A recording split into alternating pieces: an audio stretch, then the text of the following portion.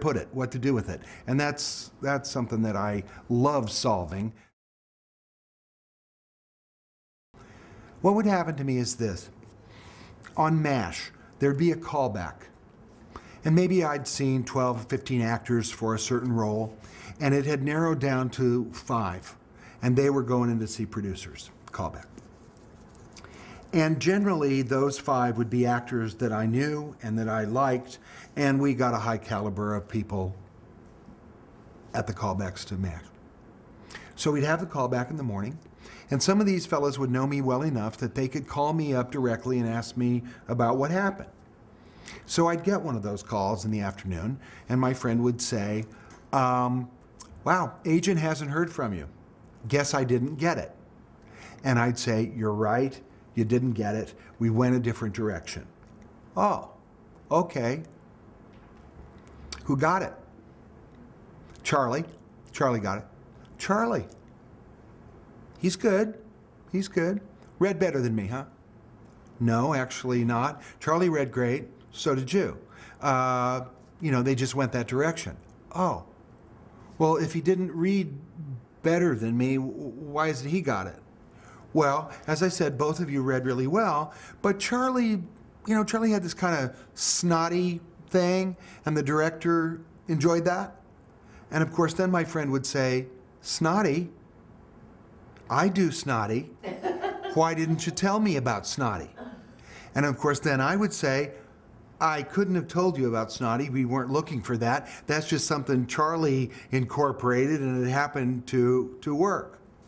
Oh, but you will have me back again. Yes, guaranteed. You're coming back again as soon as I have something right for you. Should I work on snotty? No. No, it isn't about snotty. Come in next time, do another great reading like you did this morning, and just be yourself, I'd say, because that's all Charlie did.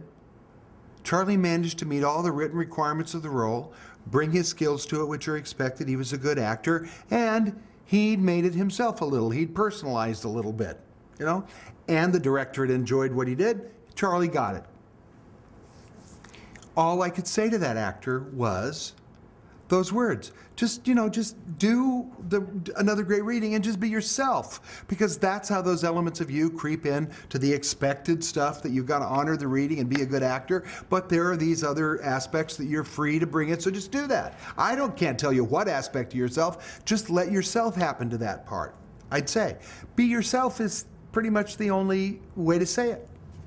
And yet I knew that it hadn't helped all those people, because whenever I'd say that, I'd hear this great sucking sound on the other end of the receiver, like I was talking to a cave, because it didn't land, and I was witnessing my best friend about to hang up his life's work over just be yourself. So I knew I had to fix it. I knew I had to figure it out. I knew that my life had turned around, and that the next chunk of my life, which now ends up being 25 years, is going to be dedicated to this damn problem of just be yourself. What's your name, darling? Felicia. Felicia? If I say to Felicia, just be yourself, where does Felicia go? Felicia has never been out here. She's only been inside the Felicia experience. And in there are voices installed by parents and grandparents and teachers. And there are voices that say, you're so pretty, you're so sweet, you're so nice, you're so talented, you're so difficult, you're so whatever they are. You know, those voices. They're in there. However, you're the only person hearing that particular soundtrack. I don't know what those voices are. You do. So when I say, Felicia, just be yourself, Felicia has got to go to that rich internal experience that are filled with all of those voices, plus her history, her experiences, her take on those voices, her take on where they're right, where they're wrong. This whole definition of who Felicia is rich and internal. No one on earth is having that experience except her. So if I say be yourself, she's got to go to that. Where else would she go? Once we identified that issue, we had to say, well, how different are these two experiences? Is Felicia's interior experience entirely different than my exterior? Well, no.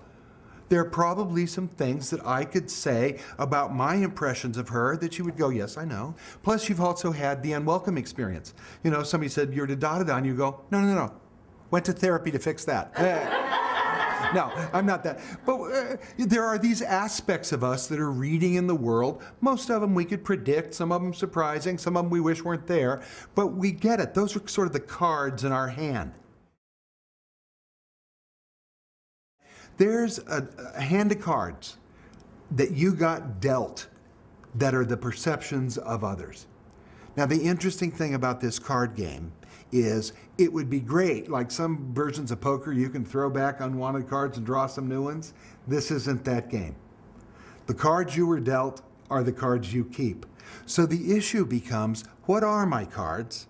And then, using my skills and talents, how many different ways can I combine and play those cards? What's the funny version, the dramatic version, the tragic version? And then which cards don't I have? So if I don't have them, I have to really act that stuff. On the other hand, if I do have that card, if I do have that behavior as part of who walks in the door, maybe I don't have to lay on that part so hard in a character. I could ease up and not act so much because they already are buying that before I've opened my mouth. I want you to know what's in that hand.